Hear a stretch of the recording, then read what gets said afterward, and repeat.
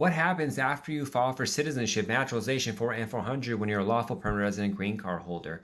First thing is you get a receipt notice that says your case number. It helps you track it. You may get some sort of online access information as well if you did by paper. Then you may have a biometrics appointment, a fingerprinting and photo appointment. If you haven't done one recently and it's not in the system, they'll ask you to go to a new one.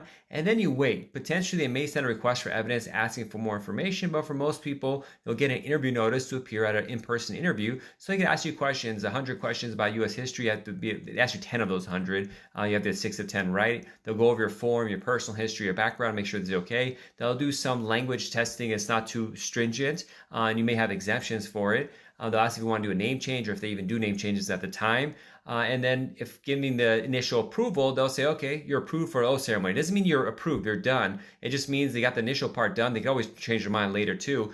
But then you'll have an oath ceremony that happens either the same day, a week later, or months later. It really depends on how busy the local office is where you're at. To have the oath ceremony, we raise your hand, say, I'm going to tell the whole truth, nothing but the truth, all that kind of stuff.